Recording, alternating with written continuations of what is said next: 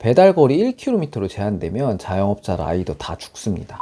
안녕하세요, 자영업 다일입니다. 지난 4월 10일 배달앱 사회적 대화기구에서 1차 회의가 열렸는데 여기서 배민과 쿠팡이 두 가지 안을 제시했습니다.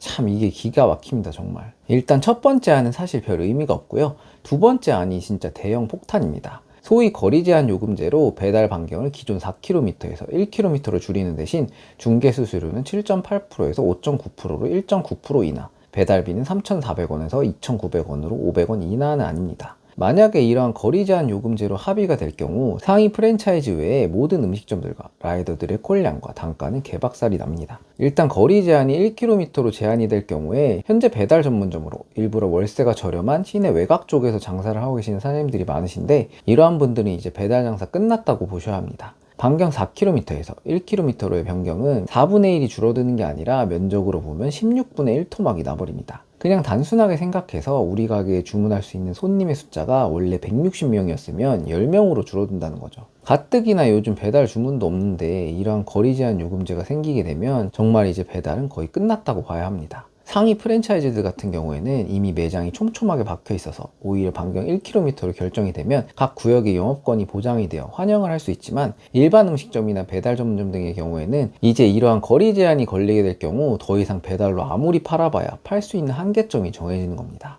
거기에 라이더분들의 경우에도 타격이 클 수밖에 없는데요. 매장에서 현재 배민 쿠팡에 내는 배달비가 3,400원인데 이 요금이 500원이 줄어들면 당연히 라이더에게 줄 수 있는 배달비 여력이 더 줄어들게 됩니다. 지금도 단가 쓰레기인데 여기서 상점에서 500원 덜 받으면 배민 쿠팡이 어떻게 할까요? 안 봐도 비디오죠. 현재 점주들한테 받는 배달비가 3,400원인데도 서울의 경우 2,500원 최저단가 폭격만 쏟아지고 있는데, 만약에 2,900원으로 500원을 내려버리면 이제 배달비 2,000원대도 위협을 받을 수 있는 상황이 오게 됩니다. 그럼 도대체 배달 플랫폼은 왜 이렇게 거리 제한을 걸고 싶어 하는 걸까요? 예전에는 배민과 쿠팡이츠 모두 양 플랫폼 극한의 경쟁 모드였습니다. 특히 코로나 시즌에는 서로 한 건이라도 뺏어오기 위해서 배달 범위를 넓히고 무료 배달 경쟁을 벌였었죠.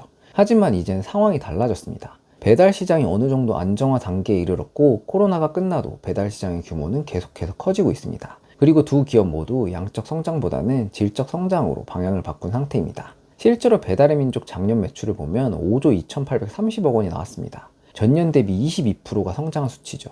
근데 영업이익은 6,408억에서 5,929억으로 오히려 감소했습니다. 이게 무슨 의미냐면 이젠 더 이상 규모를 키울 필요가 없는 겁니다. 이미 규모는 충분히 커졌고 이제는 이 안에서 얼마나 효율적으로 돈을 뽑아내느냐, 이 싸움으로 바뀐 겁니다. 그래서 배달의 입장에서 보면 영업이익을 올리는 방법은 딱 두 가지입니다. 자영업자에게 배달 수수료를 올리거나 라이더에게 주는 배달비를 줄이거나, 이 두 가지 뿐입니다. 고객에게서 받을 수 있는 돈은 배민클럽이나 쿠팡 와우 구독비 정도밖에 없기 때문에 이 두 가지 지표만 관리하면 되는 겁니다. 그래서 요즘 배민이 열을 올리고 있는 게 CPC 광고입니다. 소위 우리 가게 클릭, 우가클이죠.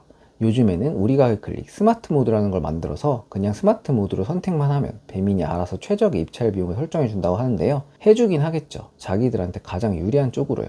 거기에 최대 광고 예산까지 1,000만 원으로 늘려버리면서 아예 이걸로 뽑아먹자, 이렇게 방향을 잡은 겁니다. 그리고 라이더분들은 어떨까요? 반경이 1km로 줄어들면 콜수 자체가 줄어들고 고객들도 1km 안에서만 보이기 때문에 단거리 주문들로만 콜창이 채워지게 됩니다. 그럼 자연스럽게 건당 단가는 떨어지고 묶음콜은 늘어나고 라이더 수입은 더 떨어지게 됩니다. 거기에 배달의 입장에서는 콜이 밀릴 일도 줄어들고 주문 취소에 따른 손실보상, 배달비 할증, 미션 비용 이런 데에 돈을 쓸 필요도 없어집니다. 배달의 입장에서는 일석사조의 효과를 볼 수 있는 거죠. 배민 쿠팡이 이러한 구조를 동시에 적용하게 되면 이제 서로 경쟁할 필요도 없습니다. 결국 이러한 플랫폼들은 상생을 이야기하지만 사실상 상생은 없습니다. 지난번 상생협의체 협의할 때도 기존 6.8%였던 수수료를 협의 전에 9.8%로 올려버리고 합의할 때 2% 내려서 7.8%로 합의 본 회사들입니다. 여기에 뭘 기대하겠습니까?